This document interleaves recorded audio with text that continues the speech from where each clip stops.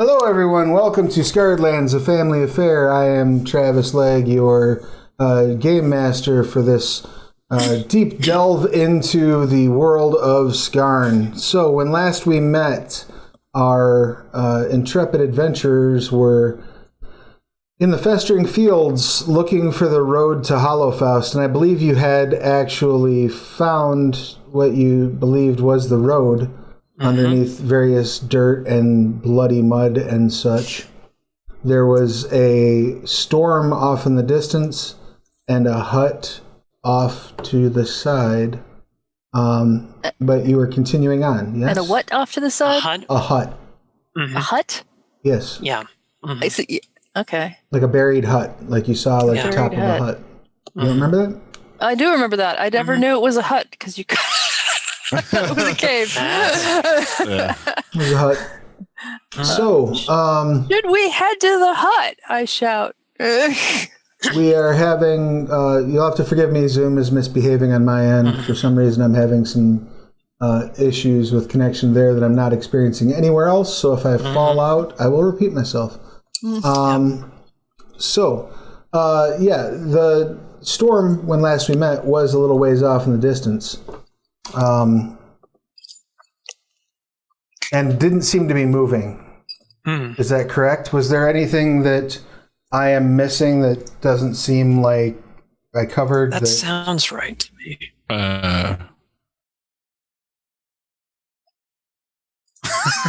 You lied at the end. I was going to say we determined that it wasn't magical, that it seemed like it was part of the environment, and that was really about it. Yeah. And that. Well, I mean, it is magical, but it's a magical part of the environment. Right, yeah. We It's not like a giant battle. Yeah, it wasn't a wizard battle or a... Not everything is about us. God. Do for yourself. Right. And we had ended with you having like a vision. Is that correct? Of past life? Of being a past life, of being in the Divine War here, apparently. During the Divine War, going, oh great, that sucked, and I'm kind of freaking out now, and I'm like, maybe we should go to that hut and hide. Well, up to you. Before we go any further, it's probably a good idea to stick our head. Go ahead. Oh no, go ahead. I was going to say before we go any further, I just wanted to know who was inside and outside of the wagon. I'm on Slaughter. Inside the wagon. Yeah, inside, probably manning a... Well, actually, no, I'm probably outside. Yeah, who's driving? Definitely not me. I'm happy to drive. Yeah, I'll probably outside. Yeah. I mean, I would assume that I would have been outside as well, just simply because I'm not used to the cushy interior. So I would do everything in my power not to be there. So I guess I would be out there as well. Oh, wait, I was helping to navigate, so I guess I'm also outside. Well, so I'm assuming Zopa, I guess I'm inside then. Zopa and Millie are sitting they're outside the wagon, but they're sitting in the driver's bench, right? Is that fair to assume? Right. And Cheshire is the only one that's actually inside the wagon by the weapons.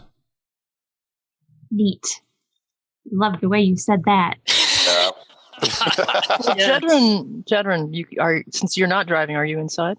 No, what I'm betting is when we got lost, I probably got down or got up on the roof of the wagon to try to orient us, and so at this moment, I'm probably standing on the roof of the wagon with the map, and you've just been like, the road's there. Okay, so those are the mountains from the, okay, all right. And I'm probably making notes on the map. If anyone could ride on the roof, it'd probably be you. That's fair. And you were going to say something before I cut off with my question. What was that? Oh, I was going to say, well, if the hut looks... If we can at all tell whether the hut looks like it was a going concern before the reign of shit, I'd probably want to go over and just make sure that there's not anybody trapped in it. But Sure. Go ahead and give me an investigation check real quick, Jedryn, if you don't mind. Blip. That would be a 17. Excellent. As you look over, it looks like the hut, the area that you're seeing over the top, looks like some recent debris has blown onto the top of it, but it doesn't look like it's been buried there for very long. Okay. Your guess would be that this thing, like, dropped into the ground, possibly a sinkhole, possibly something dug a hole for it. Oof. Relatively recently, like within the past day. And no sooner do you come to that conclusion than I would like each of you to go into your character sheet and edit your vision to 30 feet.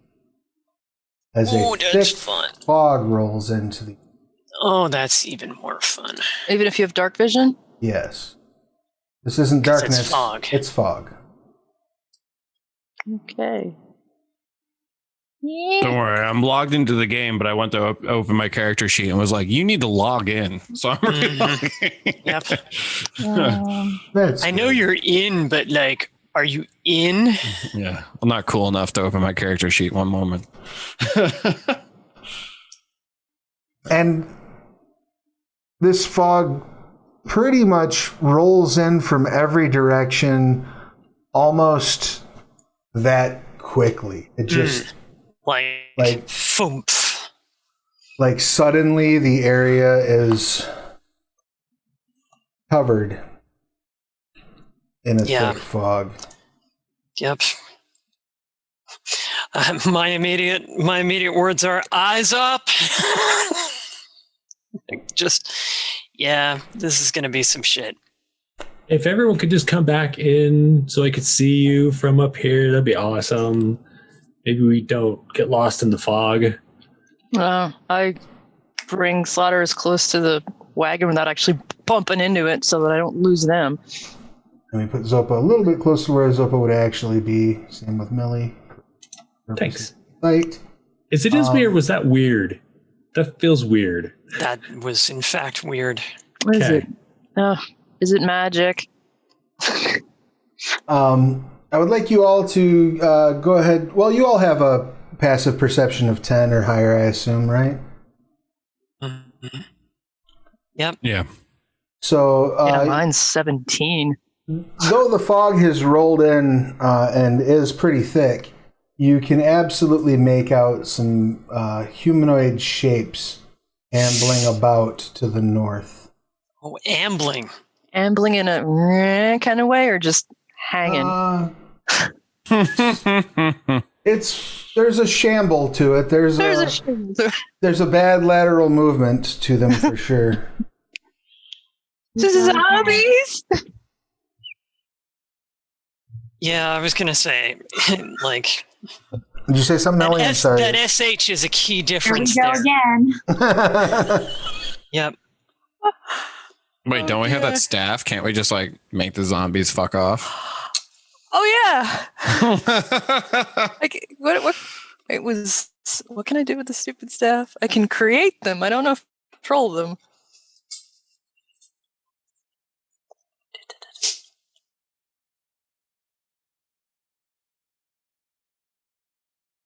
I don't have it written down. It lets you cast Animate Dead and Adamantine Undead. Yeah, so it doesn't let me control them, it just lets me create them. It's not going to help. I mean, chances are fairly good that you could pull some undead out of the ground if you needed to. Last resort. That's a last resort thing.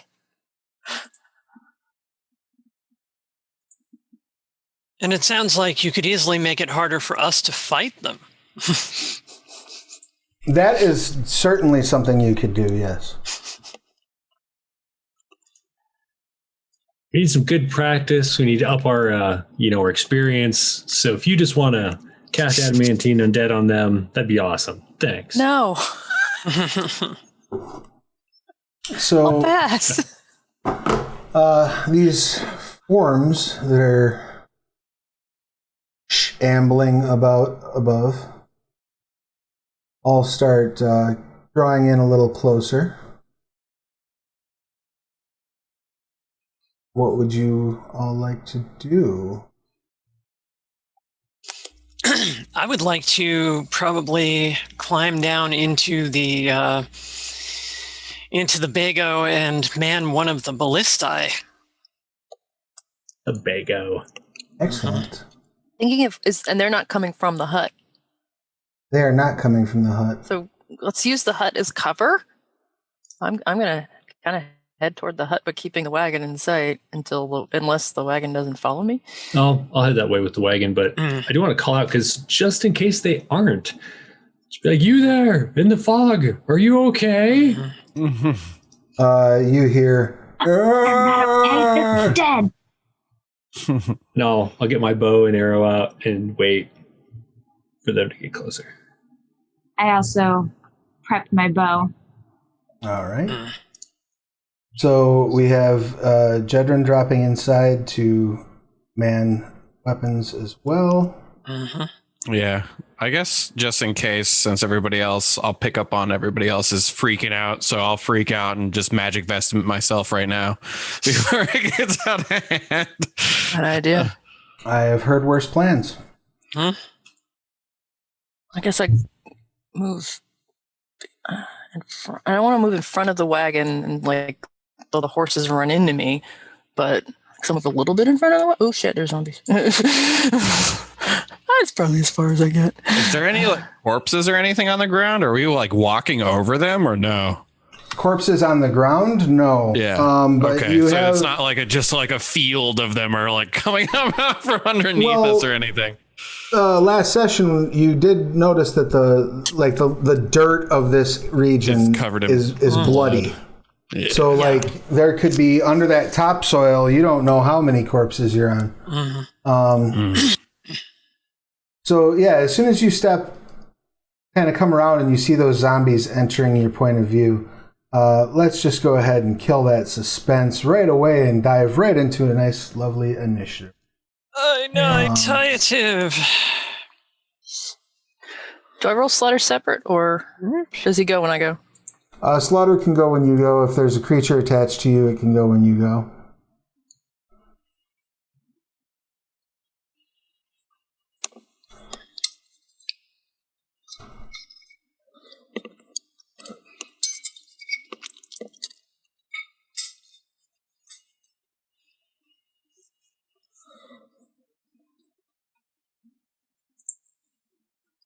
Who's Bago?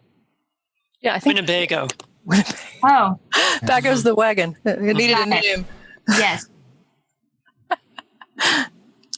Yep, it's short for Winnebago. I hope you get to participate, Cheshire. I just hear you all talking some random nonsense that you always talk. I'm like half asleep. Clearly. La la la. Ain't nothing wrong with that. He's mooning over his doll from his girlfriend. Catch some Z's where you can. All right. So that brings us to... You've seen these creatures out ahead of you, and you do have the first action, Triss. What would you like to do? Slaughter, breathe. All right, so you're going to turn Slaughter toward them and have Slaughter breathe out a cone of venom. Like Zombie 5 and whatever that is, zombie is to the... All right, so you're going to sort of stomp... What's left? Let's see.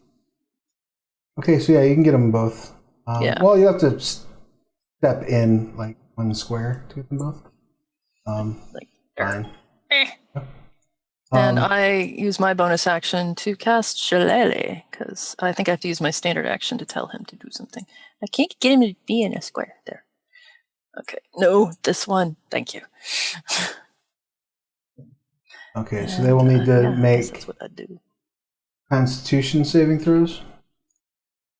Yep, DC 15. I astromathed Venom Breath. And I rolled crap because that's 3d6. 6 on 3d6 is pretty meh. Well, the first one does not make their save. The second one does. So The first one is blinded. excellent. And the second one, half damage and not blinded. Beautiful. Yep. So, not a lot, and that was a really sad roll from my part. We'll take it. Roll 2 Damage ones. is damage. Better than no damage. All right. Yeah. And that brings us to Millie. Millie, what would you like to do? I don't see any zombies. No, probably saw Slaughter breathing at something. I did. I don't even see you guys, so I'm going to. I can see Triss, so I can see Triss and Slaughter, so I at least know not to hit them. I'm Thank you. just gonna fire an arrow in that direction. Excellent. You will be making that attack at disadvantage because you are Sure will. firing blind. You're shooting it like a silhouette, basically. Yeah, I'm gonna call upon the power of the multiverse. Excellent. Suppressing fire with a bow. Try to hit that disadvantage roll and see what we got. Oh, good. So you still hit. Yay! Holy crap. Go ahead and drop that damage if you don't mind. I'll be force Nice. damage. Good God. All right. Neat. So Astral's cooperating. your arrow whips through the intervening air between yourself and Zombie 5. And as it does, it like pushes the fog to the side. And you can see that there's kind of two effects that happen. One, the fog being pushed from the sheer force of this arrow going through, but also some of the fog like literally burning off as this multiversal energy Wow. rips through it. The zombie will get to make their Constitution saving throw to see if they come back to 1 hit point, and they do not. That is the end of that zombie, who drops into the ground and dissipates pretty much immediately into their component bones and flesh. He was also blind, so. Is there more? I say as I shoot another one. At least 3! Go ahead and make that second check. Uh-oh. Oh, that one's not so good. Yeah. No. Mm-mm. You fire, it goes very wide and hits. You hear like a clank, like it hit something solid, but you don't know what. Hmm. That was a strange Like a sound. rock? Definitely wasn't a corpse. Hmm. Are there rocks out there before the fog came in? You've seen rocks out there, yes, absolutely. Maybe it had a rock? Ooh. It might have just hit And a rock. Triss hears Slaughter go, We have to check if Slaughter. I'm well trained. I know this happens, but fuck. I roll Slaughter's Do I Get to Breathe Again ability. Nice. Me. Slaughter does not get to breathe again. Poop. Beautiful. Okay. And that brings us to Jedryn. Jedryn, what would you like to do? Okay, I can see the inside of the carriage.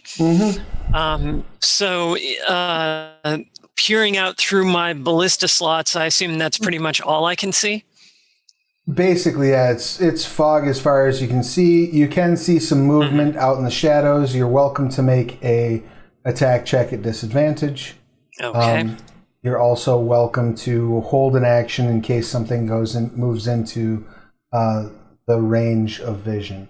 Basically, That sounds like a better idea. Okay. Also, just bearing in mind that with the wagon, with one of you on each ballista, you can fire one shot every 3 rounds. Oof. So one person can fire a shot every 3 rounds. 2 people can cut it down to a shot every 2 rounds. And Okay. if there are 3 people working per ballista, you can fire a ballista shot every round. Yeah, they're crew weapons, basically. Right. You got to like lift like a fucking Yep. dense spear and shove it Yep. into the thing and pull the, Yep. you know, like it's Yeah. Yep. it's a process. Loading is around, arming is around, aiming and firing is around. Right. So yeah, you have to. I'm going to hold action. Yep. All right. That brings us to Zopa. What would you like to do? So I'm going to cast Multiply Missile, but So it's an action, so I can't just shoot anyway, but I want to look around to make sure they're not the only shambling shapes that are heading our direction. Go ahead and give me a perception check, which will be made at disadvantage. Sure. 10. Rockin'. Okay. You can see that there is some movement off in the distance behind you. Again, more of a humanoid shape, but a much denser construction and a much larger size. And you sort of see that as you, like, out in the front, you clock maybe, between 6 and 10 creatures moving directly ahead of you. But as you look around behind you, you see one just big sumbitch. Okay, I'll just call out, there's something big behind us too. And that's it. Yeah.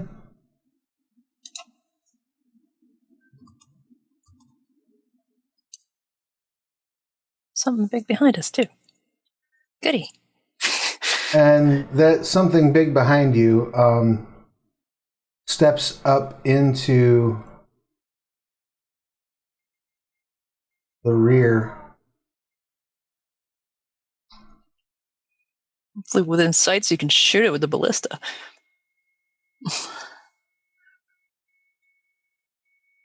I did click the wrong button. There we go. That's better. Those of you who are in the wagon see what appears to be the undead animated corpse of an ogre step up just to the edge of your field of view. Those of you who are in the wagon. So does that include me? Does include you. It also does trigger your I was going to say, action. Fatung. Right. It's a ranged weapon attack from you. Okay. No advantage or disadvantage? No, because it is stepped. It's like Got it. Come up out of the fog, and it's not like walking. It's like it's running out of the fog at you. Okay. Yeah. 17 to hit. 17 will absolutely hit. And I do not know the damage on the ballista, so. So the war wagon deals a lot of damage on the ballista. I'll have it for you in just a second. I believe it's 3d8. But let me double check here. Had it open, then I closed it. I had it open in the wrong program. I've noticed that while I love Adobe for creating things, it's not so great for having PDFs open while you're streaming. Foxit Reader is my PDF reader of choice because it's low on bullshit. Honestly, Preview works really well and doesn't seem to cause me too many performance issues. So your ballista will 3d10 piercing damage. I apologize. Oh my gosh. Not bad. Yeah, I will take that. 10. So that's 21 points of ka-chunk damage. All right, you fire this, and it becomes clear to you just how much this is really a siege weapon, as it takes a large portion of the creature's internal organs out its back through the exit wound. Zombie, though, not going to stop it. And leaves a hole that you can see through in it. Does it push the zombie backwards? Because it's so... Not really, no. Yeah. Cheshire, I could use a loader. I say as I start...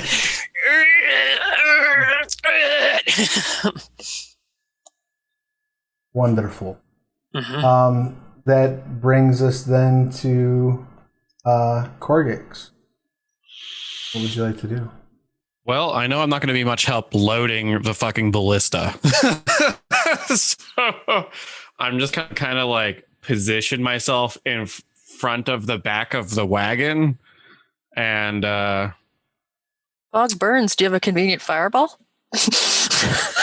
I have dragon's breath. but it's concentration, so I'd lose my AC. Is the only problem. So, considering that thing is fucking huge, I would like to hold on to my AC. So I'm just gonna sit here and wait for it to get close, and I'm gonna stab it if it gets close enough. Okay. So that's it. That's all I got. Excellent. And that brings us to this field of zombies who Field? Thought there were like 3. begin advancing upon you. On me, probably. And they take off at full Zack Snyder speed. Ugh, that's not good. Does that mean fast zombie? I can't remember. Yeah, they're running.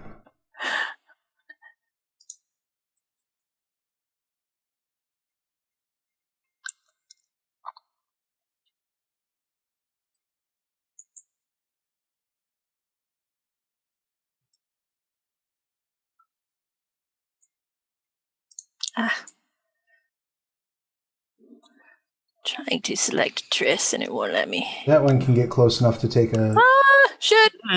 swipe at Slaughter. Oh, we got a runner. I'm just moving Triss out from under Slaughter so I can... Stop That it. would be a 14. Does a 14 hit your... Slaughter's AC is not listed on their character sheet. I don't know. Let me go look it up.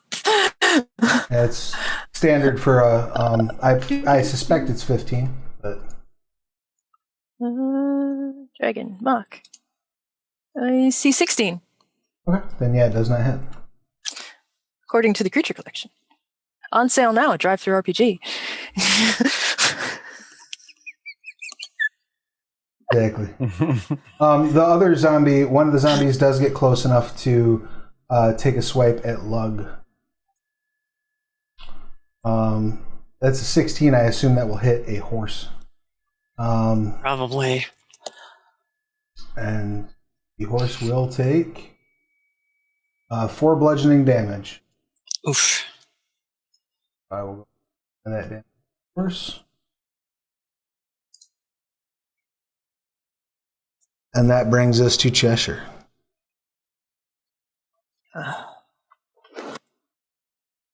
So I kind of come out of my stupor seeing a massive zombie chasing us. Yeah, so like Jedryn was shouting and like spinning the ballista around to the back, letting go. You look through the slot and you can see this ogre. Like it didn't even break stride as this thing went through it. But it's like you see like its heart fall down into the hole that was ripped through it and then fall out of its back as it's running toward you. Not a great sign. Okay, so I'm going to summon. I summoned Jim last time. I'm going to summon Tim, undead spirit. This time a skeletal undead spirit. Excellent. And that requires you to do what? Level 3 spell. That's it.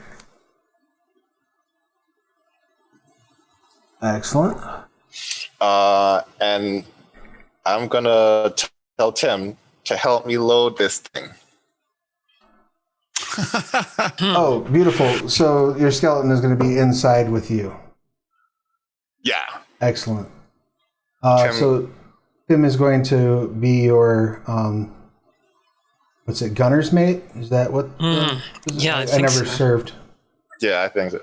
He doesn't really like it. You know, he's more up close and personal, so I'll have to, like, I don't know, hang out with him later or something, but it'll be fine for now. Right, do some sort of favor for... Yeah, like, I'm sorry, but, like, you know, we'll play Uno next time, and it'll be great. That's fair. So you have your buddy, the skeleton,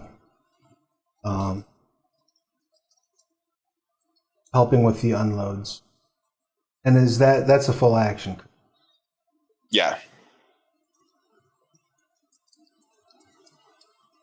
Beautiful. They will shave 1 round off of your reload time going forward. Off of this map right here. Bye-bye, skeleton. We hardly knew ye.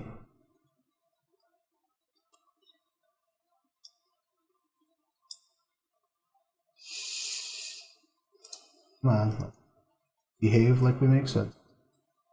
There we go. All right.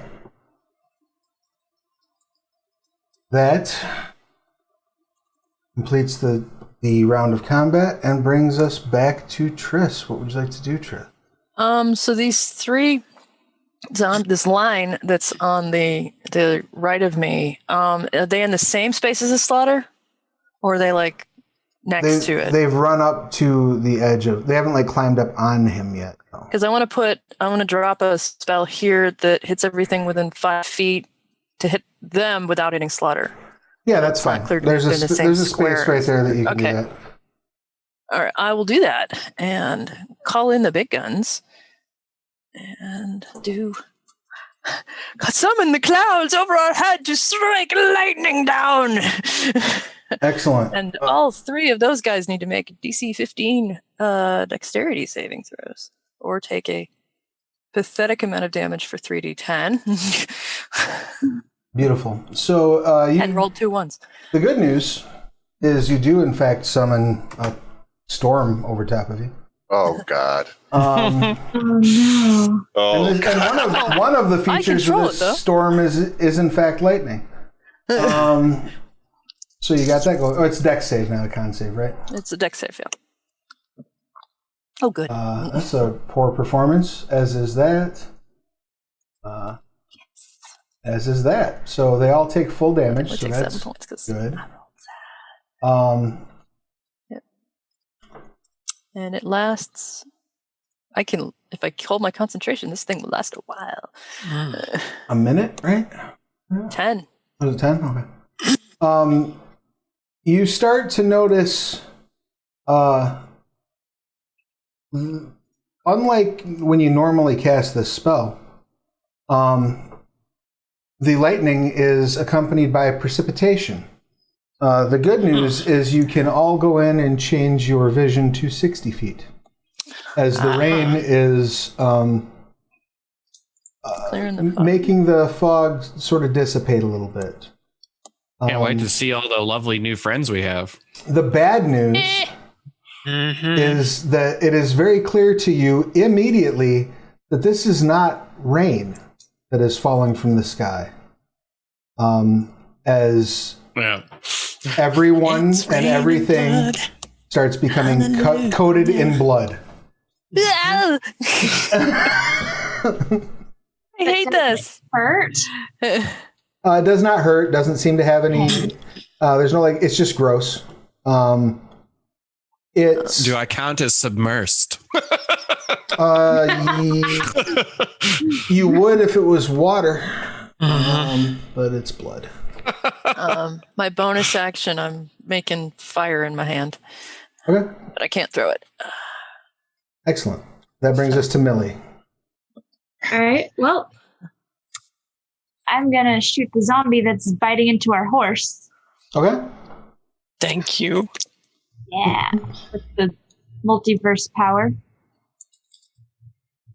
Oof. Oof. No, I'm not. You want to use that? I do. You want to use that that inspiration that everyone starts out with for the bad botch there? Yeah, sure do. Right, yeah, because if you kill my horse, we're gonna have fucking words. That's a much better roll, much better hit. Go ahead and roll your damage. Excellent, 14. So you blast this zombie with the power of the plains. And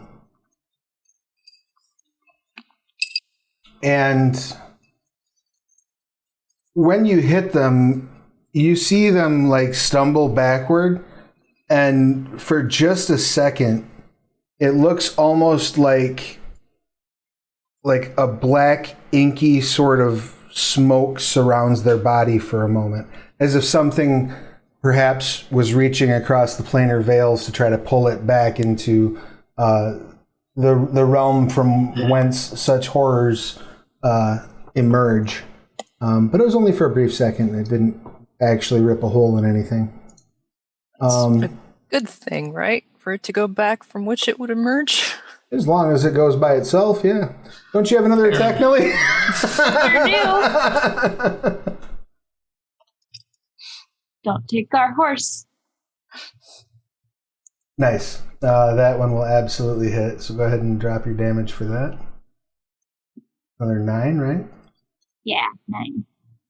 All right, let's see if it survives that attack or not.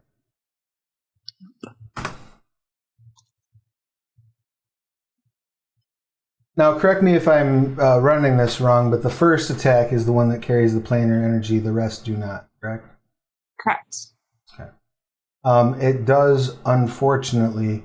You blast it onto its ass, and it lands 5 feet away from the horse. But it does return to life with 1.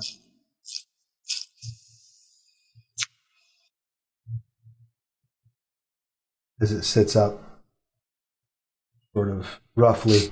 Its chest is absolutely, like, caved in. It's basically like almost like a spine between, like, the top of its pecs down to about the middle of its stomach. Like you've compressed its torso into just the spine. But that's enough for it to sit up, unfortunately. Jedryn, is your action. What would you like to do? I believe I'm cranking on the ballista, getting it rearmed. Right, and so I think that's I'm not totally clear on how it all works, but basically, if the ballista still needs loading, I'm loading, and if it's ready to fire, then I'm firing. Yeah, because Cheshire was unable to actually give you material support last turn, you would be able to fire next turn. Okay. Yep, that's what I'm doing. Next, on the following, like once Cheshire is able to act freely this turn, if in fact he hops in as part of the reload, then you'll be able to shoot 1 every turn. Yep. Okay. Excellent. You are reloading. Zopa, what would you like to do? So, because I have like all of these missiles flying out, would you allow, if I want to aim at the zombie behind the one that just got blasted, but instead of rolling at advantage like the spell lets me, if I just roll straight, can I hit both of them if I hit? You know what I mean? You know what I mean? What are you firing? That is entirely not how that spell works. I know, but That's magic missile? It sounds it's multiply. Multiply. But it sounds neat, so sure, fuck it, why not? Go for it. I mean, technically he's laying down, so the first zombie would be like half cover. Well, you're shooting at the 2 that are behind, correct? You're shooting at the 2 that are zombies 1 and 3. So I'm shooting 2 and 1. Oh, 2 and 1 are too far apart for that to work.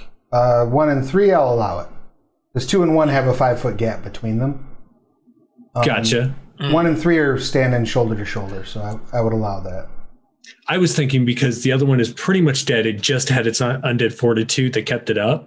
I was shooting through it to shoot the one further away from it. Yeah, that's why I made the half cover comment. He's also prone. So the arrow would just go into the ground, right? Right, it's prone and... It's okay. So I'll just shoot number 1. Okay. So are you going to split the damage between the 2 of them then? No, I'll just shoot number 1. All right, just giving number 1 the full... yeah. Well, enough to kill it. So it's going to get 22 damage. Now, whether that kills it or not, I don't know. Why would you qualify for a sneak attack right now? I can't see Because I it. have advantage. I have advantage for the spell. Oh, yeah. Oh, Multiple right. missile gives you advantage. Holla. What do you think about that? Yeah, it's a shitload I of think damage. I want it to die. All right, so we're looking at 16, 24, right? 20 should be 22. Yeah. Good. 22, 6 and yeah. 6 is 12 and 10. I can't do maths. It's okay. All right, 22 does drop it. Let's see if it keeps it down. I'm surprised it didn't. Hey, D&D kids, you'll learn math. You won't learn math. It is why I know math so well in my head now. No. It's still up. No. Isn't it half? No, it's damage. Oh, that's right. That one's different. Yeah. Yay! So Zombie 1 has been destroyed, and again, you see it melt into the earth. Its component parts sort of, literally like it's being disassembled by the necromantic energy and just pulled back into the earth. For later. Yeah, it's the later part that kind of has me a little concerned. Okay, that brings us to the ogre zombies. So this one is going to just... Now, Gix, you're outside, is that correct? Yeah. All right, so he's going to run up 5, 10, 15, and just hit you in the face with a morning star. He's not very good. I assume a 10 does not hit you. So does my held action go off where I get to stab him? Yeah, absolutely. Does a 23 hit? That does hit. For 5, and then the reduction since it's the white dagger or whatever? Right, so that reduces hit points. If it 5. saves a constitution saving throw, though, it has to make a save. Okay. DC 13 con, which I'm sure it nails because it's a fucking ogre. Nope. Holy shit. All right. Excellent. So you reduce its hit point max by 5, yes? Correct. And its total hit points by 5. Nice. Good show. And then it tried to hit me? Yeah, and it failed miserably on the hit. Got a 10. It rolled a 10. Oh, okay.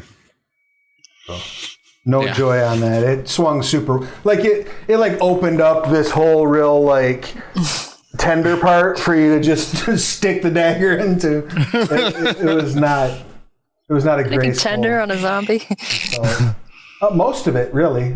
Some of it's squishy. A little bit of it's gooey.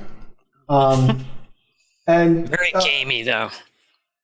Amid all of the excitement, Korggix, you do hear some thumping. Inside the ogre? No, to the north, as it sounds like maybe more ogre zombies moving at a very, very good clip in your direction. Oh, crap. We might all need to leave. Where? To the hut. Well, just sit inside the hut. At least we can defend that easier. I'm guessing we can outrun ogre zombies with horses, but yeah, but can we outrun the stuff that's gonna pop up out of the fucking ground while we're running?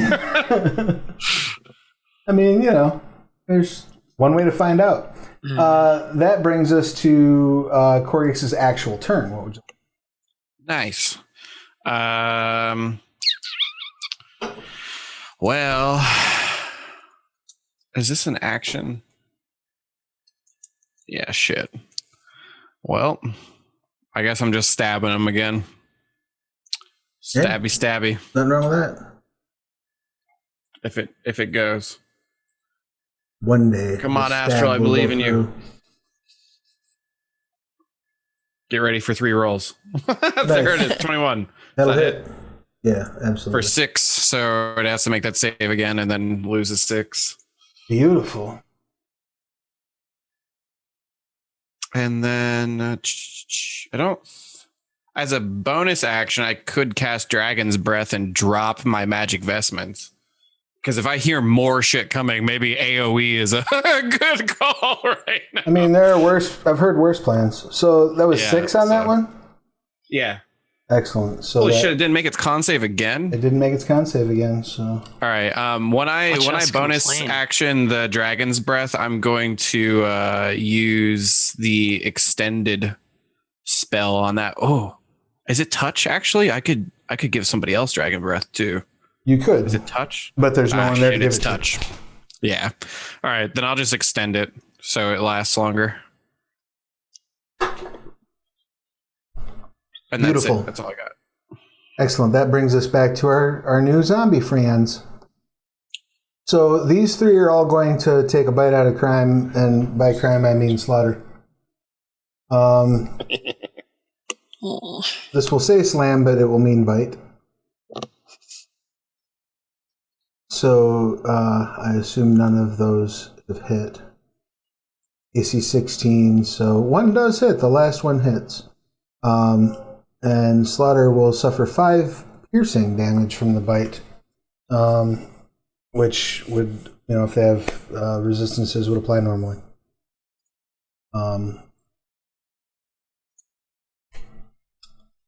Then that brings us to this guy, who's going to spend half his movement to get up from prone, and then step over to this horse, and then take a bite.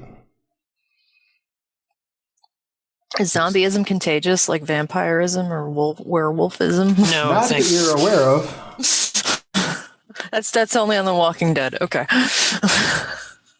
Yeah, and really on The Walking Dead, and fun fact, in the George Romero zombie movies, the catalyst for causing the zombie condition, everyone is infected with. So you don't need to be bit to be turned. The bite is just poisonous and kills you. But if you die of, say, falling down the stairs or a heart attack or something, you also get back up as a zombie. Which does not happen on this world. Little piece of lore from your good friend, the George Romero expert. All right, so that's 4 bludgeoning damage to the horse. No. 4 slashing damage to the horse. Piercing damage, one of those kinds. 4 sucky damage. And then Zombie 3 is going to make his way over to 20, 30. He has to run to it. 35, 40, but he's going to get right up by the bench where Millie and Zopa are sitting. And that completes his turn, and that brings us to Cheshire. Cheshire, are you taking any actions other than helping to reload? Well, I think because Jedryn did some action, if Tim helps Jedryn this turn, I still have an action, and then next turn, it'll be me and Tim reloading. I think that's how it works. That sounds I have assumed that Tim is helping her reload, right?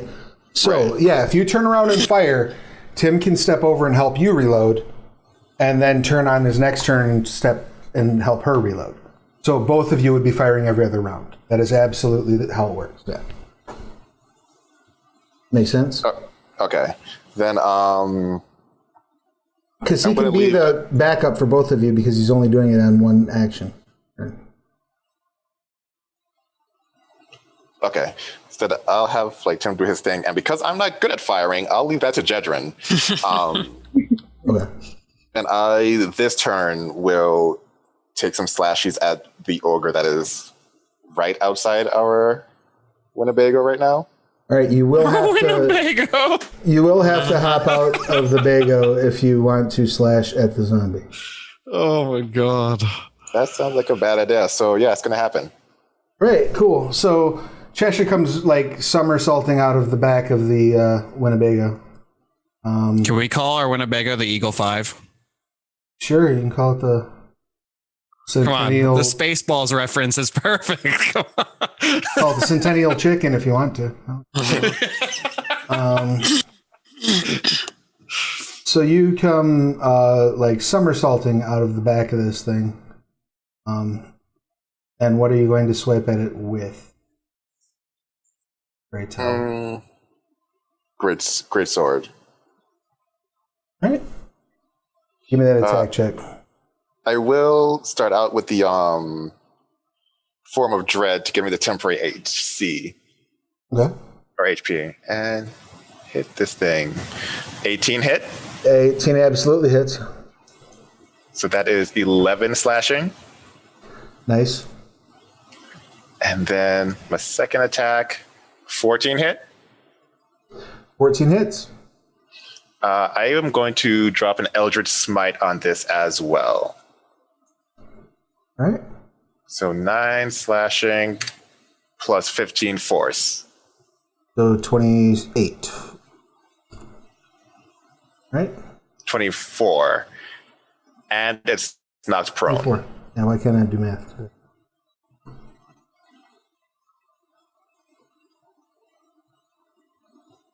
And it's knocked prone. Excellent. And it gets no save against prone, right? If it's huge or smaller, it is just instant knocked prone. Excellent. Yeah, it is. Right on its tuchus. Any other activity, bonus actions, things like that? If I have any more movement, I'll move back into the back and next turn begin helping Tim all over again. Sure, yeah. Just hop out, dunk, hop back in. All right, out. Yeah. Swing out on the door. Yeah, I'll allow it. Sure, it's funny. All right, that brings us to our third round of combat and begins with Triss. What would you like to do, Triss? All right, first, the lightning bolt I'm still concentrating on is going to zap the 3 guys that zapped last round again. So let me make that happen. Send to chat. Tell me it does more damage. Yes, 16 damage this time. Nice. I rolled much better numbers. And they do get to make their Dexterity. wonderfully high dexterity saves. Oof. Okay, the first one makes it, second one doesn't. Third one does not. So it's half on a save, right? It's half, yeah. So 8 if they make it. So we got 8. 16. And my action, that was I don't think I had to spend, I just had to concentrate on it. Creature can take on each of your turns until the spell ends. You can use your action. Oh, I had to use my action. Crap. I thought that was a bonus action. Well, darn. I guess that's what I did. That's all right. You dropped 2 of them. Let's see if I dropped 2 of them. No. I thought I had an action left. I thought that was a bonus action. So never mind. So I can't direct slaughter with my bonus action yet, can I? So yes. No, you're not there yet. Yeah, I guess that's all I do. All right, they both stay down. Sweet. As the cooked meat that is left behind of their destruction soaked up into the ground. All right.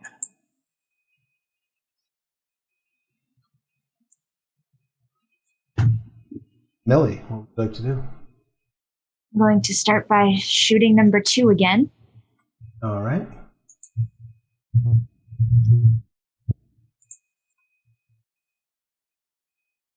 Oh, definitely hits.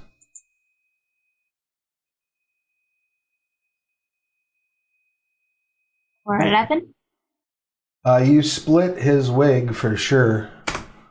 As the arrow bisects his face. See how it stays up. It does stay up with 1, but Okay. We're going to do it again.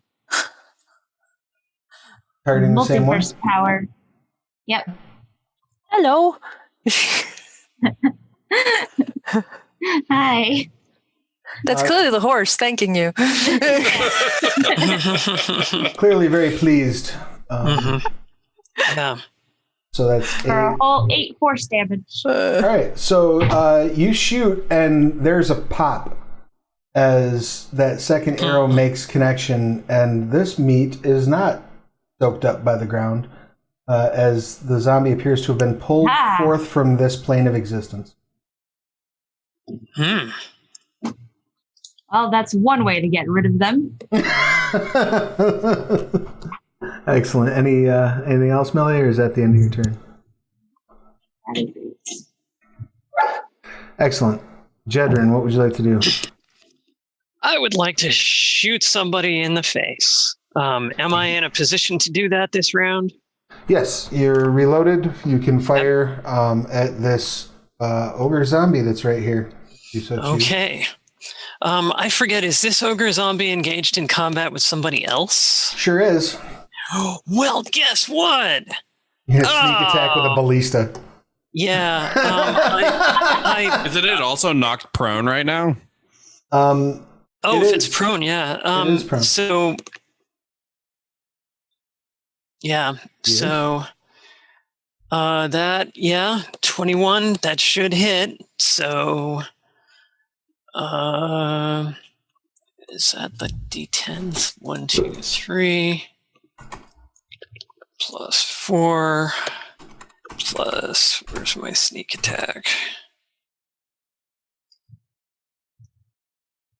Sneak attack is 3d6. Plus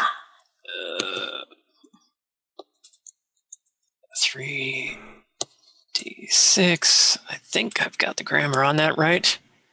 Nope. Just click the D6 thing. Yeah.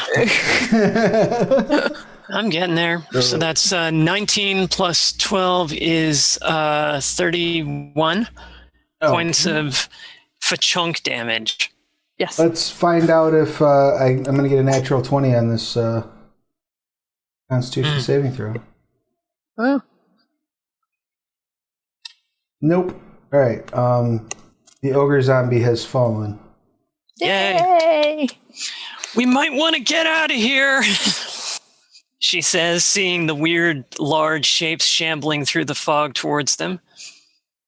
Excellent. See at least one more zombie beyond these rocks. Are you beginning the reload process as well? Yep. Beautiful. All right. Crank. That brings us to Zopa. Now, Zopa, a gentle reminder, I believe there is a zombie that has run up on... Oh, yep, it's right there. So just a FYI. Where is it? It's like under the... Yeah, it's... As you can see... Here? Gotcha. Yeah, it's run up toward... The cart moved. Awesome. Thanks. Okay. The cart moved. I forgot I can click them and bring them to the front for me to see, but it doesn't. Ah, yes. Yeah, if you hover your mouse over it, it will pop up. Will it pop up if you hover your mouse over it? Yeah, that's how I saw it. I just moved my mouse over. Oh, beautiful. Like I zoomed in really far and then moved my mouse over it. Important safety tip. Now we know that. All right, so Yeah. the 24 absolutely hits. Okay. And it's just taking the 6 piercing, right? There's nothing fancy going on. Correct. All right, it will take 6 piercing to its face meats. All right, and then I'm going to pull out. I feel like they're going to get close enough. Shooting is going to be a bad thing, so I'm going to start pulling out weapons to stab them with next time. Excellent. Weapons have been produced. That brings us to, again, this... You now all sort of clock this rumbling noise coming from the north, though the rumbling is starting to get a bit squicky because they're running through a rain of blood now.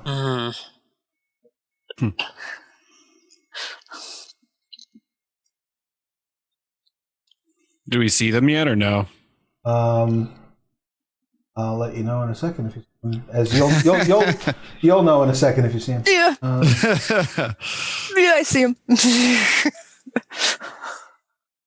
I could see Great. 2 more zombies outside of the combat.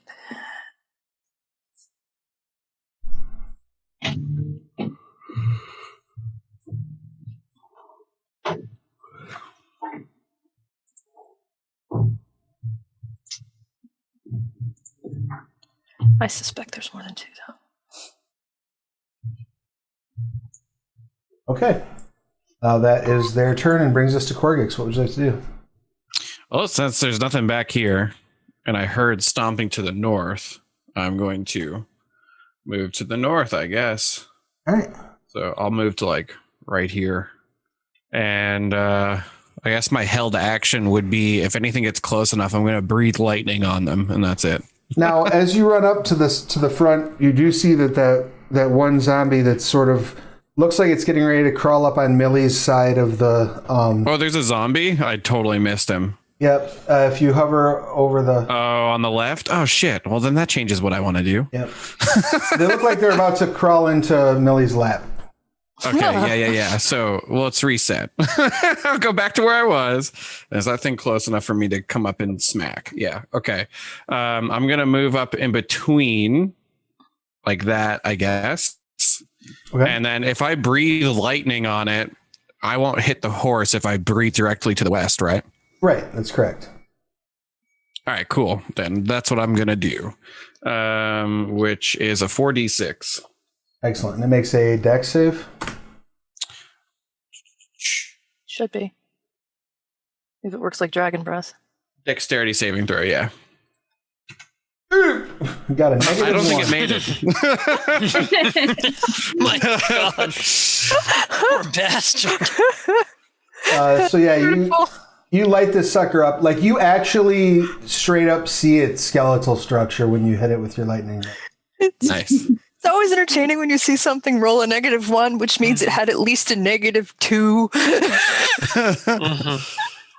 Yep. So that drops it dead. I'm going to give it disadvantage on its Constitution save because it botched its dex save. It basically stuck its face directly in your face. That's fair. And that is not sufficient to keep it alive. So it has dropped deed. Is it sucked into the ground? It does. The meaty cooked chunks fall into the earth, returning it from whence it came. Anything else, Korggix?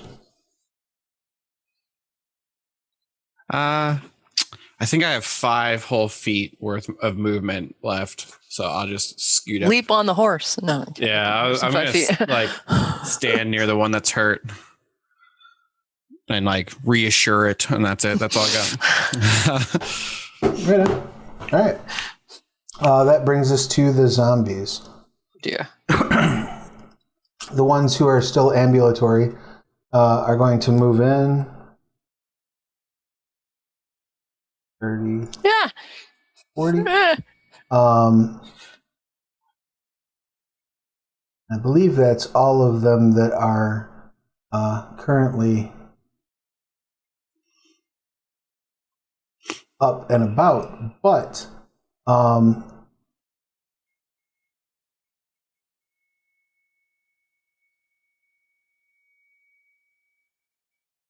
you all start to hear this rumble, almost like a bubbling sound, That's good. as surrounding the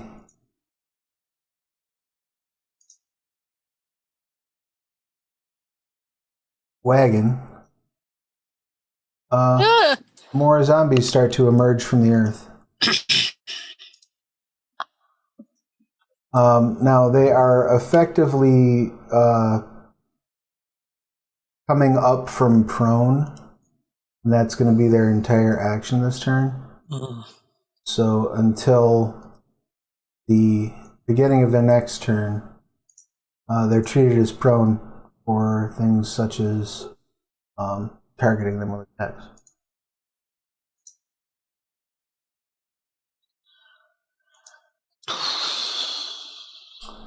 So, but those that are still up, the 2 that are in a position to do so, are going to both take a swipe at Slaughter.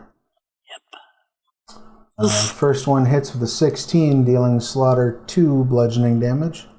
The second one hits with a 19, dealing 4 bludgeoning, so that's 6 damage to Slaughter.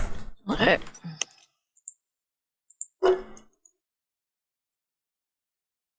Cheshire. I wish I could do that thing the GMs do where you have the thing at the top. I should actually be doing that for you all, I'm sorry.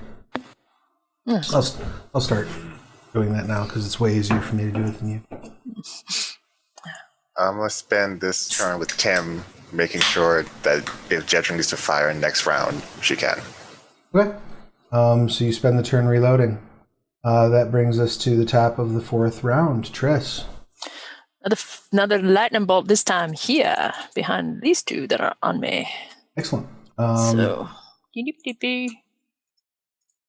and if I take them down, I am moving. Tempted to move even if I don't take them down. 18. Hopefully I'll take at least zombie 7 down. Yeah, they're a resilient little bastard, aren't they? Yeah, they are. Oh yeah, but he didn't make it. And his buddy also didn't make it. So Need that con save off for zombie 7. Nope, he is done. Good. His meaty body parts are sucked back into the earth. And his buddy is still up. It's still up. But I can move. Can I direct Slaughter to move as my move action? Yeah, you and Slaughter can share movement. That's not a problem. Okay, so I'm moving not quite out of Zombie 4's zone of control, but at least getting further from Zombie 9. Okay, so you're going to stay within the... Yeah, hopefully that's at least one away, so he has to double move to reach me. Okay. Although now Zombie 8 can reach me, so I don't know if that really helps. But... we're all just doing our best here. All right, does that... Yeah. Oh, and there's Zombie 4. Oh, shit. Oh, this is Ogre Zombie to the north, guys. Run, nice shot. North? Yeah, there's an Ogre Zombie, like... ahead of us. Like, at the top of the map, behind this big rock. I can't see. Hate the runaway plan. So, in... north, I literally can't see out of the carriage. Yeah. I'm on a different map from you. That's great. Head toward the hut. Which is over on the... We can't get into the hut, at least not all of us. No, we can't. But Slaughter and the horses certainly can. We can shove the horses into the hut and then just stand in the doorway with the cart shooting at them. I don't know.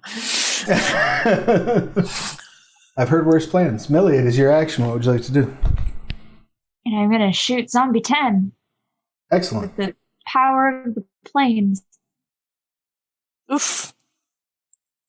Sure, I'm not going to do that. All right. You fire off your arrow. As your planar-powered attack moves forward and rips past Zombie 10, go ahead and roll a d6 for me. Okay.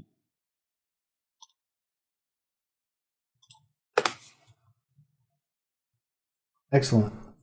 The ground bubbles around Zombie 10 as 5 more zombies raise up from the ground. No. I didn't do it. Was it? I guess getting Dragon's Breath was a good call. Oh no. I really, really don't hate the runaway plan. And I'm going to go after the closest zombie to me. All right. I still think that that's 10. I do believe. Yeah. I think we're going to lose a horse. And do I still get my planar power? Because it's the next attack that hits. Yeah, absolutely. Okay. That one absolutely will hit.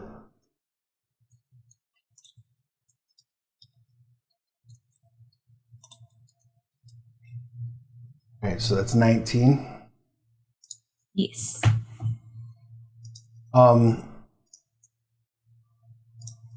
As you hit it and its head caves in, this smoke kind of from across the plains does pour forth from the wound.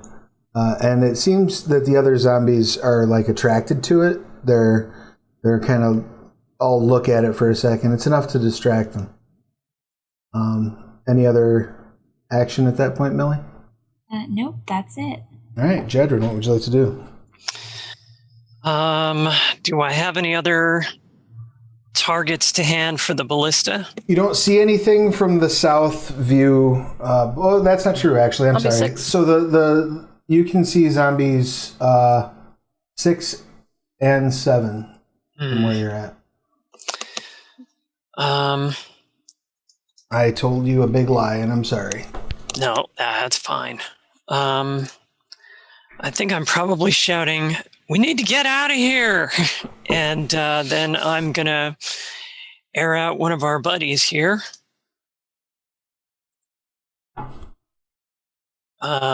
16. Oh, yeah. A 3d10 piercing. Okay. Yep.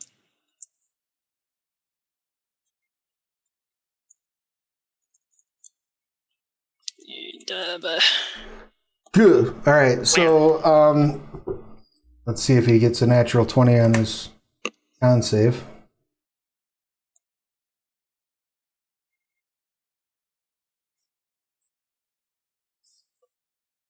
He does not.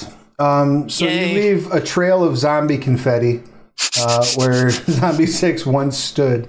That is almost immediately swallowed up by the... And Tim begins helping you with the reload. That brings us to Zopa. So, though I'm not a necromancer, I have some idea of arcane arts. Can I do an arcana check to figure out what the fuck? You absolutely can. Okay. Go for it. 16. Yes, so what you have apparently stumbled upon here is you're in an area that is commonly referred to as a Deadlands. A Deadland is a place that's particularly saturated with necromantic energy. They're common in the Festering Fields. And oftentimes there will be one creature that is like an anchor to that area. Okay. Oftentimes they will be the most putrescent. They will be the most sort of rotten, disgusting.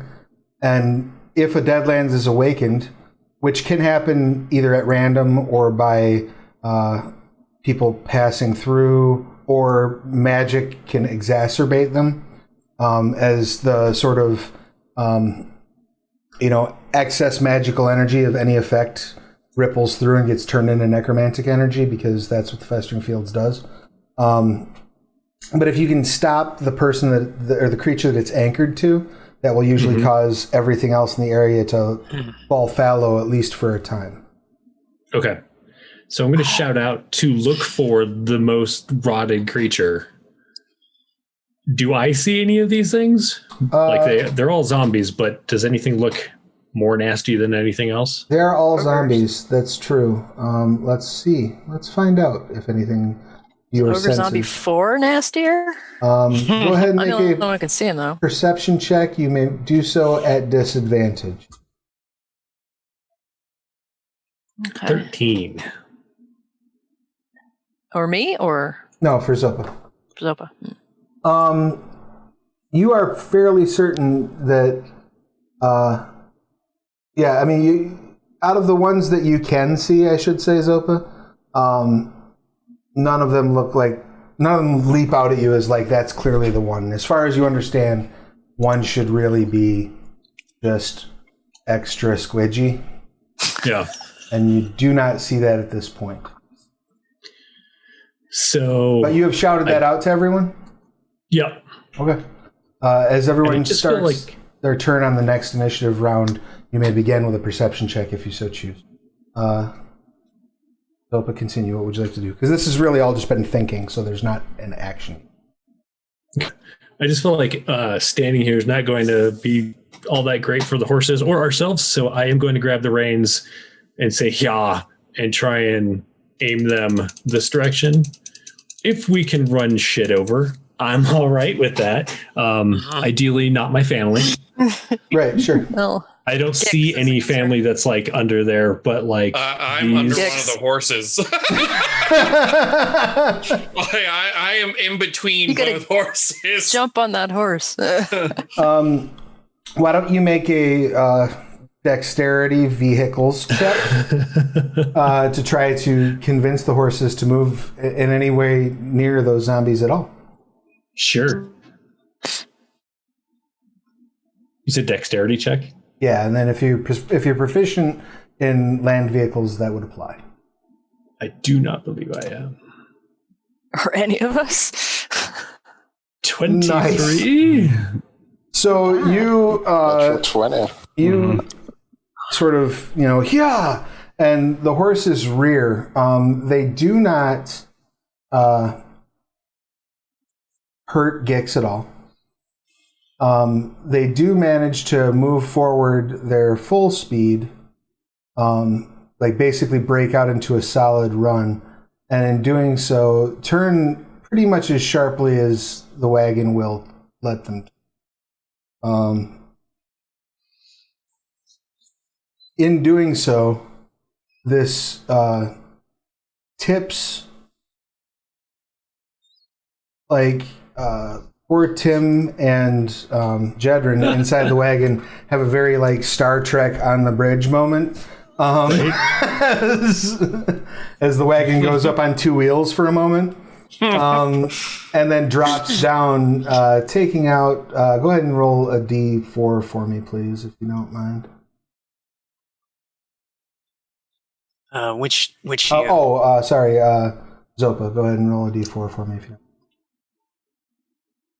Oh. All right, so you've dropped 4 zombies as the wheels drop on them, pressing them back into their pre-reanimated form and returning them to the earth as zombie patties. Let me check some distances here.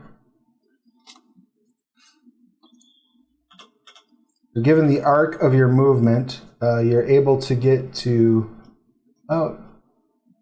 Nice. there. And I'm like, oh shit, there's more behind the wagon that I didn't see before.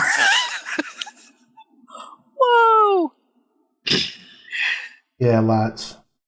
Lots. And so, remarkably, Gix, none of that landed on you. There's more ogres up here. I'm like checking all my extremities. More ogres? Making sure I'm not missing an arm or anything. I could see 4. It's the only one I could see. Yeah, surprisingly, nothing was hit. You don't have any damage. There's no... they managed to pull that off without breaking you in any way, shape, or form, Korggix. Nice.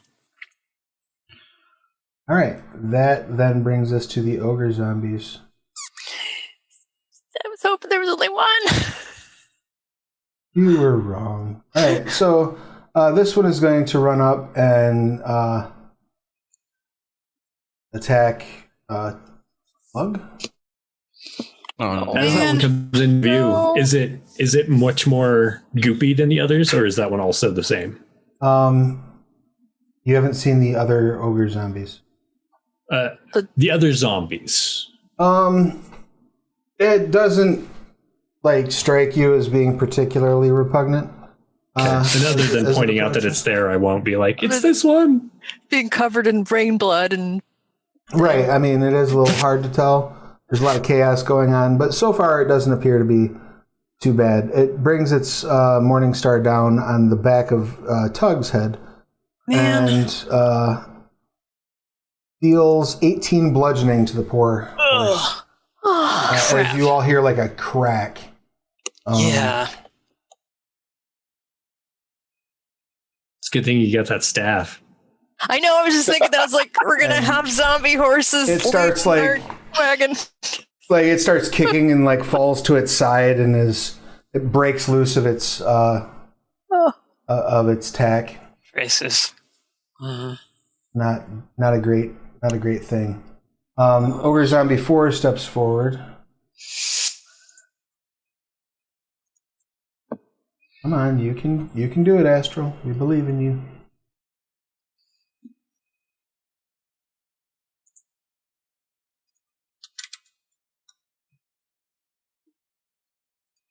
Did it move on your end? Did you all see the zombie, or more specifically, Triss, did you see the zombie move? I see a new zombie ogre. I see the zombie ogre 4 actually got around the thing, yeah. And I'm going, yeah! Oh, there's another one. And I see zombie ogre 2 that I had not seen previously. That is correct. Apparently hiding behind zombie 9. So that is all they can do. Korggix, it is your turn. You may begin your turn with a perception check that is made at this point for you with disadvantage still.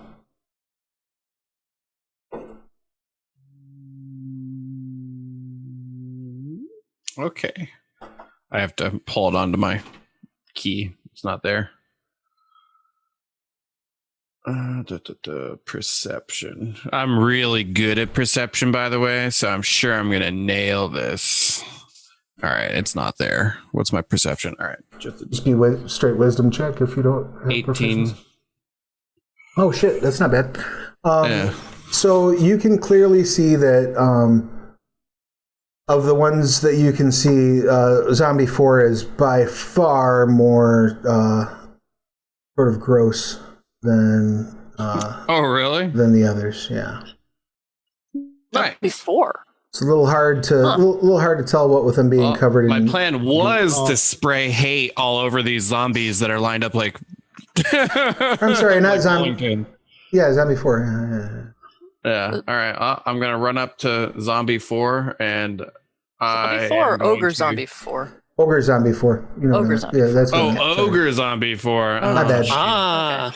Okay. Ogre Zombie 4. My bad. Yeah. Okay. I was like, Zombie 4. This is easy. I was suspecting him because he was hiding behind the rock and not advancing for at least one round. All right. So then I can't like take them on. I know that they're loading that ballista. And if these zombies get on top of that wagon, I think we're going to be fucked. So I'm going to move right up into Zombie 12's face. And then I'm going to spray lightning at 12, 11, and 13. I think I can reach with my cone. Is it a cone? Yes. 15-foot cone. Oh, then yeah, absolutely. All right. So they get... and they take a whole hot 10 damage. Hey, it's better than 0 and then the damage. dex save. Yep. And they have to make a dex save 12. So it might be 5. All right, first one fails, second one fails, third one fails. Sweet. So they will all take that 10 lightning. And I guess since I'm up in front of that thing's face, I can stab it with my dagger. No. Or no, because I didn't attack. Right. Yes. Okay. Didn't Got take it. the attack action yet. All right. Boop. That's me. Rock and roll. That brings us to the zombies.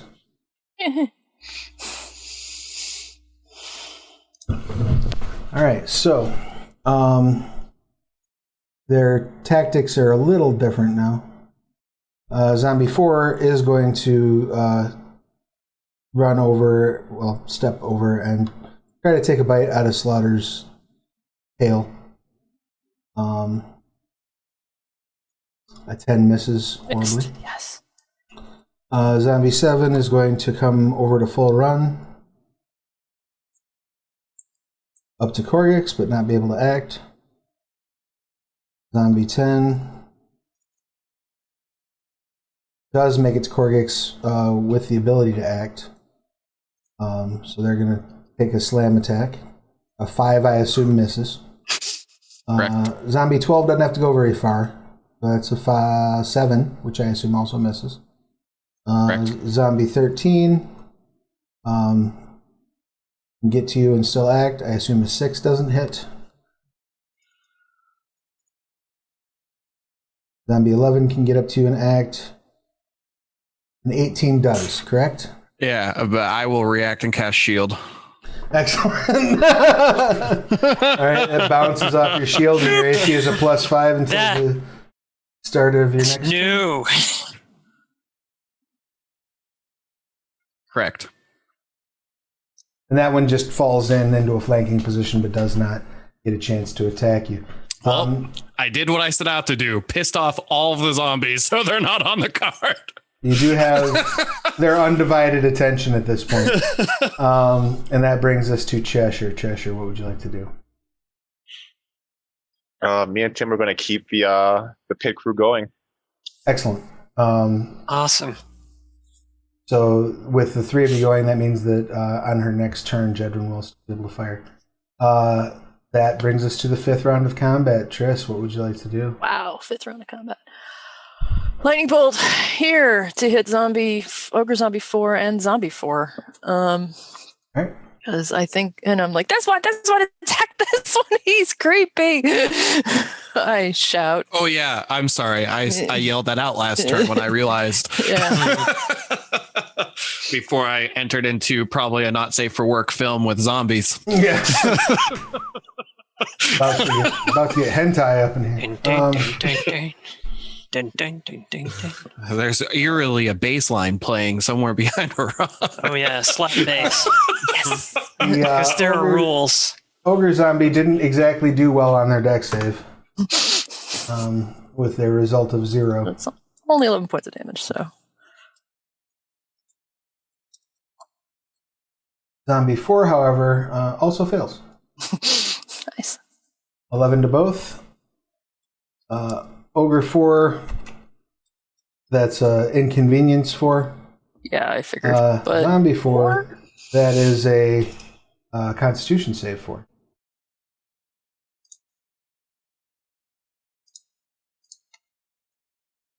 Woo. And they he's back to 1. To 1. Oh, he drops? No, they drop to 1. They drop. Yeah, he's back. Drop He's and come back. He's on the ground. So I don't know if Zombie 4 can attack me if I'm running. They can if they try to attack you, their attack will be a disadvantage. They can still take an attack of opportunity from prone. It's just disadvantage. Okay. Well, anyway, I'm trying to make room. Like, skip Thank you, this. Hasty. Fuck this shit up. Least, they will take a swing at you, or more to the point, at slaughter, and fail miserably with a 6. Okay. Excellent. That end of your turn. Yep. And that brings us to Triss. Or no, that brings us to Millie. It was Triss. Brings us to Millie. So you got this ogre that just like flattened one of your horses and is now looking directly at you. Oh god. Is Tug dead? Or just at 2 hit points? I'm gonna cast Protection from Evil on myself. All right. Excellent. No. And that does affect undead, correct? Yes, it does.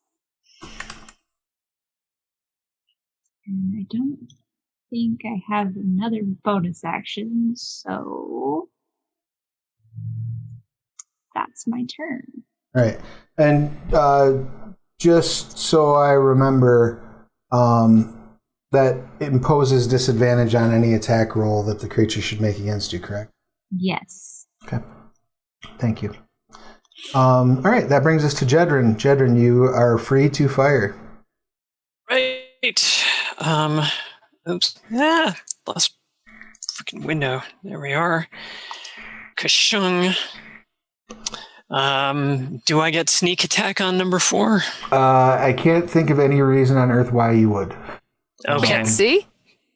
Can't see that it's being attacked because Jedryn's hidden Jedryn's not in hidden. the wagon. No, I'm not Jedryn's really hidden. The wagon isn't. Like, Yeah. like, it's not very subtle when you see a bolt come out. Yeah, exactly. He knows the wagon is spicy. I was trying. No. I couldn't.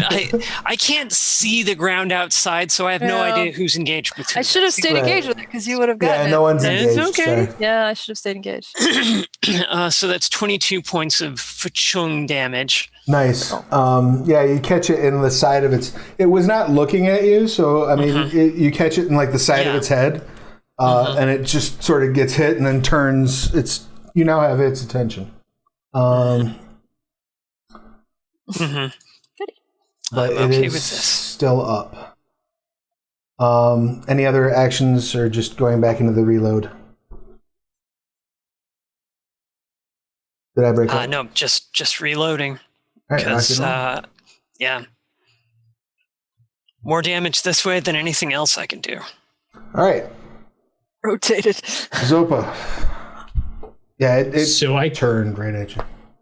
So I cannot see the one that they shouted out that's all fucked up, right? It is literally directly behind you. So, like, if you look around the edge of the wagon, you can see like its arms as it's turning your direction, but you can't like. You could get a ranged attack off on it. It would have cover. Is basically what it was. Gotcha. Well, since this one just hit my horse in Draconic so as not to offend the ears of my younger siblings. I'm going to screech, "You filthy motherfucker," and stab number 3 here. And I will yell out, "Watch your mouth." We all just going to ignore the fact that Cap just said language. I understood that reference. Right? Does the 13 hit Ogre Zombie 3? 13 does hit Ogre Zombie 3. And all right. Technically, since I am a kind and benevolent god, I will apply the reasoning that you do have an allied creature within 5 feet of that, so you may apply it. Tug. Yeah. Tug is not incapacitated. Is that what you're saying? Tug is not incapacitated. No. Tug is probably at this point like, if I wasn't harnessed up here, your ass would be mine. Yeah, minimum you should get a hoof. I mean, all right, so we're at modern real world. That's the type of injury that you just put a horse down afterward. But you all have magic, so you can probably fix it. Uh-huh. With magic, yeah. Yeah, magic. So then I swipe with my dagger, stab it in the side of the head after that. So total of 18 piercing. Excellent. It don't like that. But it doesn't. That's good. Dislike it enough to drop it by any stretch of the imagination. I mean, if it was like when I did it, I would feel really sad. No, it lets out a pretty hellacious yowl, actually. Okay. And then that brings us to the ogre zombies. You have successfully commanded its attention as it abandons Tug to take a swipe at you with its Morning Star. Does a 20 hit? It does. You take 12 bludgeoning as it brings this Morning Star down on your face. Ogre Zombie 4 is going to rush up 15, 20, and is going to take a swipe at Slaughter with its Morning Star. That's a 20 to hit. That's 18 bludgeoning to Slaughter. Oh, man. Bam! And then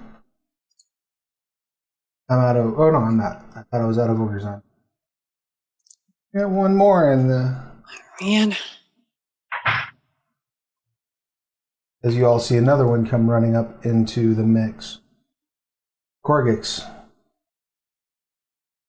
All of these zombies have really very kindly gotten into a circle around you. Yes. I assume the play here is to Dragon's Breath. Line, though, right? Yep, if you're feeling... You've now... Okay, so correct me if I'm wrong. You're still under shield until the end of your turn, right? Or is the beginning of your next turn? Shield says... until the start of my next turn. Okay. So yeah. Okay, you're not under shield anymore. So you would be risking an awful lot of opportunity attacks, but you could take a step back and probably catch a few more of them. Just throwing that out there. Yeah, I thought about that, but I think being in the ball is probably the best call. If I can keep all of their attention, that's what I'm going to do. So I'm just going to try and hit. I guess it would be this guy, 12, 7, and 13. All right, so firing south. Yeah. All right. 14. Let's see how their deck saves play out. What's the DC? 12. First one fails. Second one, I clicked the wrong one. Second one, come on, Astral, you're killing us with the suspense. Second one fails. Third one fails miserably. All of them will take the 14 points of damage, which will drop Zombie 12. Well, we'll circle back around to for a con save with. Zombie 13 also drops. Zombie 7 does not. Now, I just want to take, again, a moment to paint the scene here. There's just this whole place is being just like lit up like Christmas with lightning. I mean, there are like 2 lightning strikes every 6 seconds happening in this immediate area. Thunder cracking. It's like the end of a Godzilla film. But I'm the one casting them, so at least it's an ally. Right. It's not great. And it's raining blood. And it's raining blood. And it's raining blood. Can't see. Both of them remain dead and are pulled into the ground below. Sweet. Nice. All right. Well, and that's all I got. I'm ready. Got a move left, but No. Yeah. Can you use your reaction on your turn to prevent an attack of opportunity? Only if you have a reaction that lets you. Yeah. Yeah, I guess I could react to being hit, and then the shield would stay up the whole time, right? Till my start of my next turn. You could. Oh, like if you're backing out during a. Right. If you have the spell slots for another shield, yeah, you can absolutely. Oh, Yeah, I can. that's true. All right, sweet. Well then, If you have the spell slot, yeah. Well, I'm actually not going to back out like towards everybody. I'm going to like move. You know what? No, I'm not going to move at all. I'm just going to keep them. That particular arrangement is terrible for trying to move without provoking an opportunity attack. Yeah, I was going to move further away, but I'm afraid that then they'll be like, well, fuck this guy, and then they'll go for this. So I'm just going to stay right here and keep everybody's. You could move and not provoke on any 2 of them. Right. I see you don't provoke one. But you're going to catch a smack from something. Right, somebody's Yeah, going to get you. minimum 1. Yeah. All right, so I'm just going to wait to see what they do, and then we'll figure out what happens next turn. Well, that brings us to the zombies. It's funny you should mention that. Zombie 9 is going to come forward at full speed. Oh, there was another one. I didn't even know about that one. Yeah, he's been hanging out in the back. Zombie 10, going to swipe at Gix. 19 hit you? That shield. So no, it doesn't. Excellent. What am I looking at with that shield at this point? So I can burn through. 21.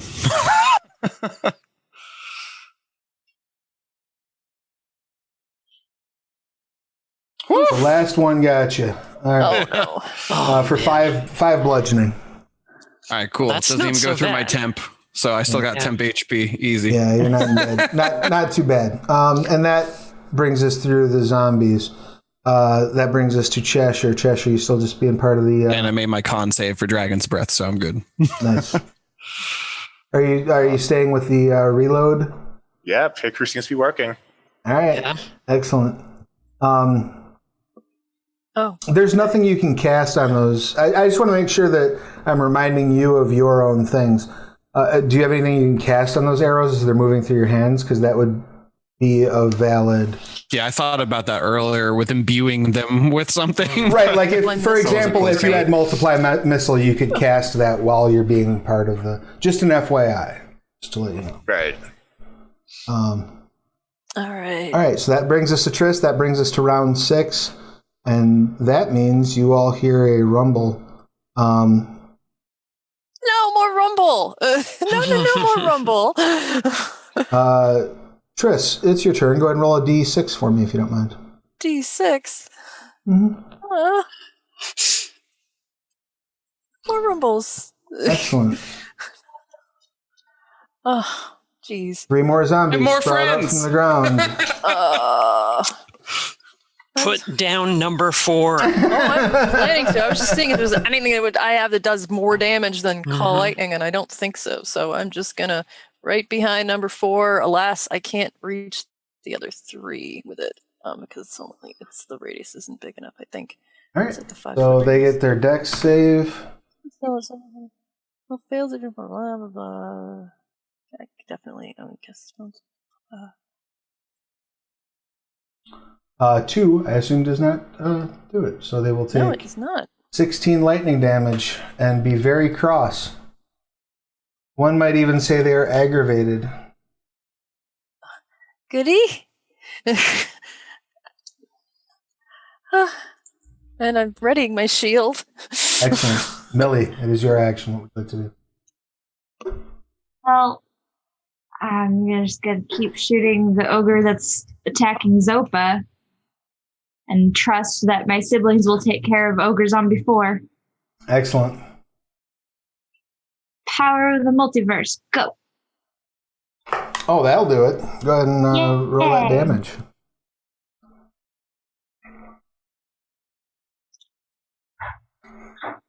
All right, so we have a total of 8 force damage. Nice. And you have another attack, correct? I sure do. Excuse me. That will also hit. Go ahead and roll your damage. Nice. 12.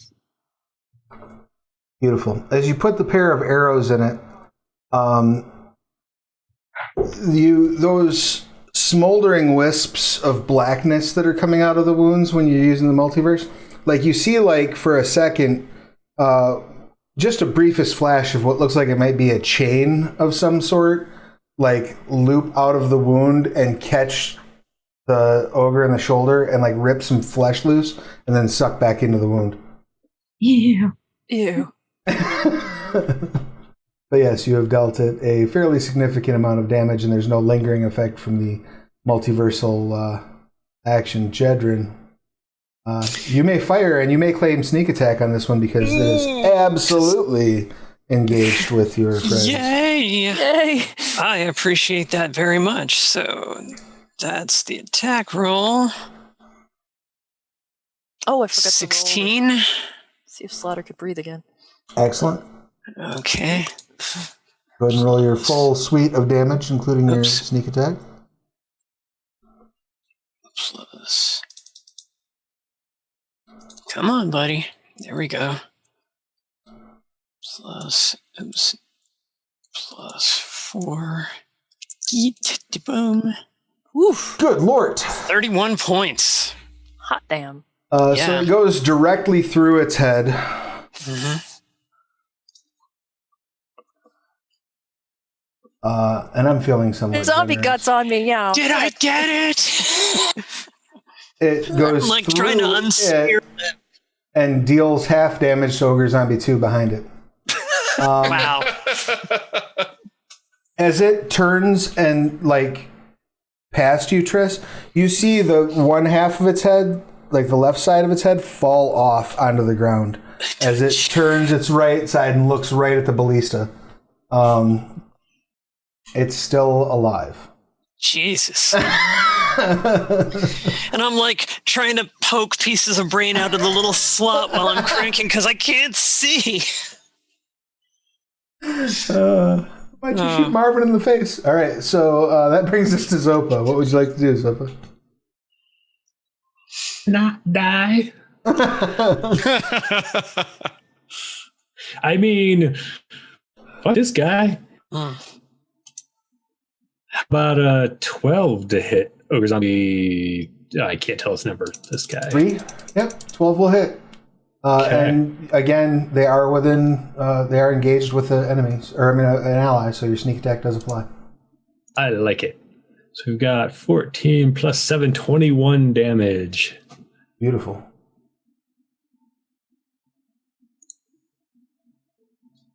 That's it. You stab it in the kidney, and you pull out a kidney, but it is still up. I'm just gonna save it in case Gix needs food later. I'll just like flop it on the ground. You flop it on the ground and see the ground sort of eat it, and you're like, "Oh!" My siblings care about me. And then And that brings us to the ogre zombie. So you're now up in this ogre zombie's face, right? Oh, I froze. Am I unfrozen now? I think if you were asking me that, yes. Or me. So Ogre Zombie 3 is going to take a swipe at Zopa. Does a 14 hit? That misses. Excellent. It swings, and it occurs to you this morning star that it's swinging at you probably weighs almost as much as you do. Ogre Zombie 4 is going to take a swipe at... it's actually going to step in and take a swipe at the wagon. Can I like... No, it doesn't matter. Swings, and it hits the wagon, and there's like this moment, like the entire battlefield pauses. as it bounces harmlessly off the wagon. You're all like, yes!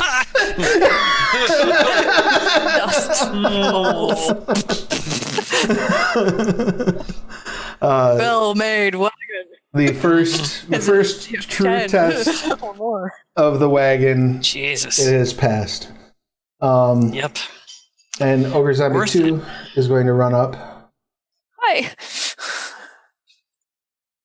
and get right in the Slaughter Triss combo's face, but be unable to act.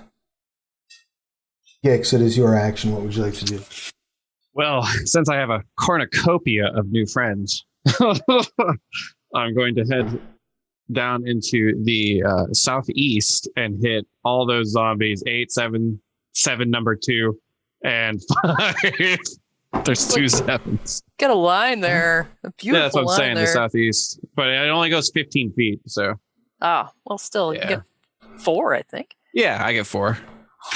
Dang. 15, and then the dex saves for all 4 of them on 12. See how they do there.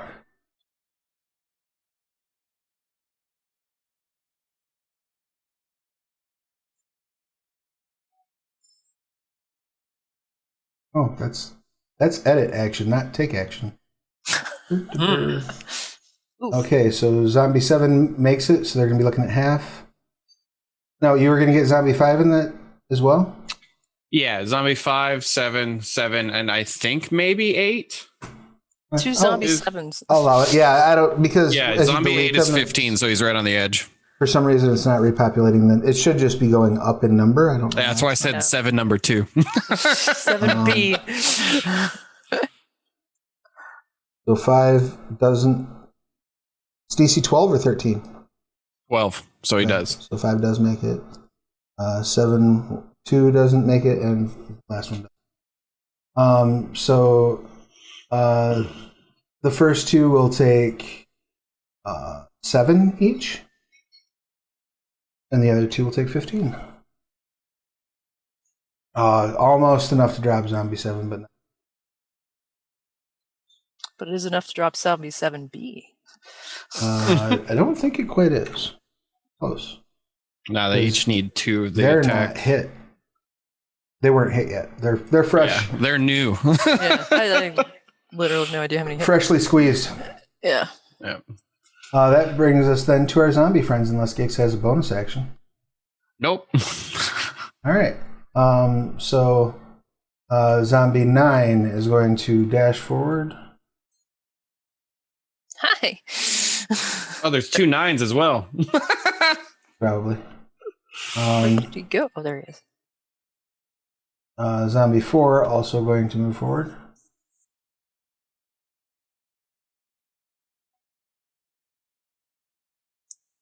Zombie 10. Okay, first, as I deal with this cluster hump down here, Zombie 9 goes 5, 10, 15, 20, 25, 30, but can't act.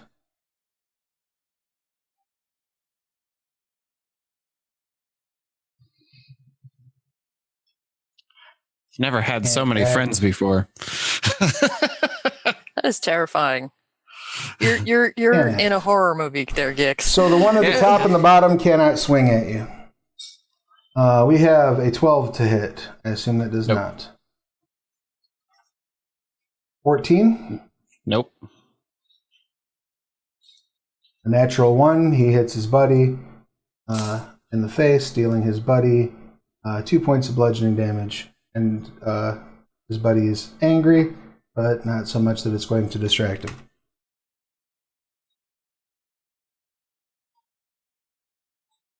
$11? No. 14? No. Excellent. They all are sort of groping at you, and you're batting away their hands effectively, fighting them back. You look like Daredevil in the hallway. But I also breathe lightning. Like, we don't have to specify what hallway. Just Right. Anytime Daredevil stepped into a hallway. Poor Matt Murdock. He's just trying to get his mail. Yep. Jumped by hand ninjas every time he stepped on one. All right. So That then brings us to Cheshire, who is just continuing the loading, or are you doing anything else? Now that zombie whatever is attacking our house, I should probably engage with it. Excellent. So you throw open the back curtain and come out swinging. Tell me what you got. Clicky. A 22. Hell yeah. Nice. So 12 slashing. Absolutely. That drops it down. Are you going to take another swipe before it gets a chance to... You have 2 attacks, right? Yep. Take another swipe and I'll do a thing against the whole damage, the whole kit and caboodle. 21 for 10 slashing. All right, so he needs to make a con save against 22 damage. So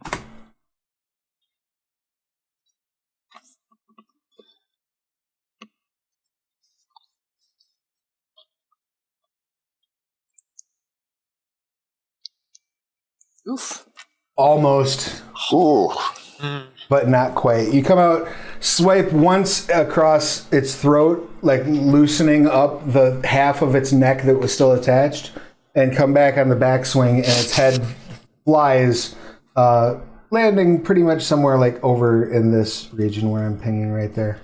I said good day, sir. As that happens, it starts to rot before it hits the ground, and you see the entire rest of the undead that are out here just drop.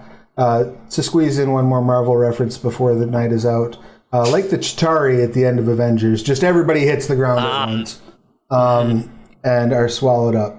The lightning is not striking. The blood is still raining, and the undead are defeated. And that is where we'll wrap game for this week. Any questions, comments, complaints, or concerns about today's session? I think the lightning is still striking just to make sure they stay dead. I mean, if you want to just randomly throw lightning at the ground, you're welcome to do so. Stay down, stay down.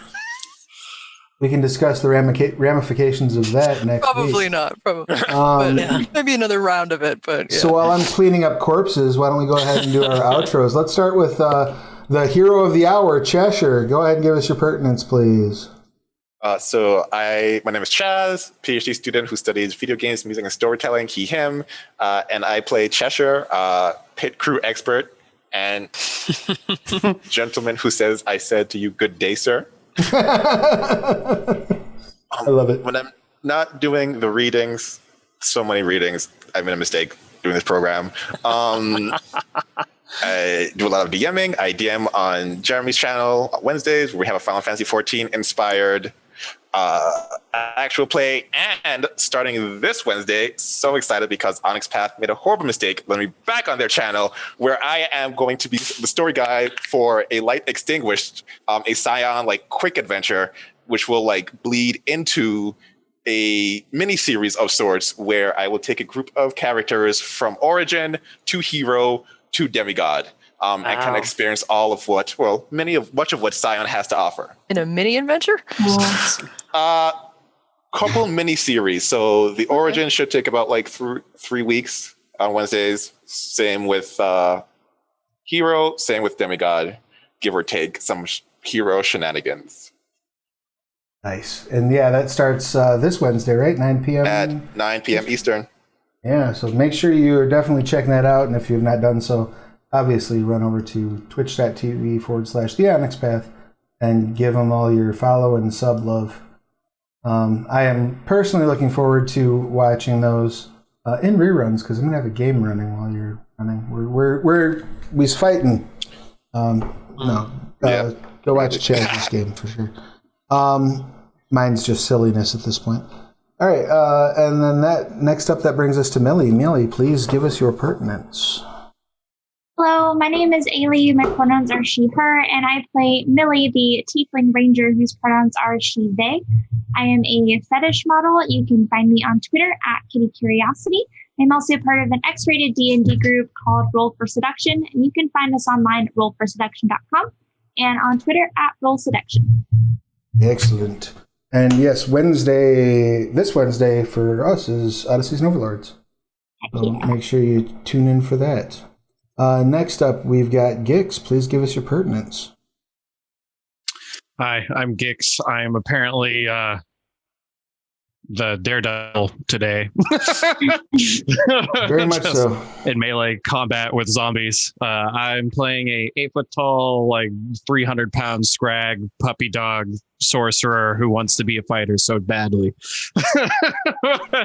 I think you can officially call yourself a fighter right now, even if you haven't. Yeah, I'm not quite there yet, but soon, TM. He wants it. It's a good thing he has a sibling that can teach him.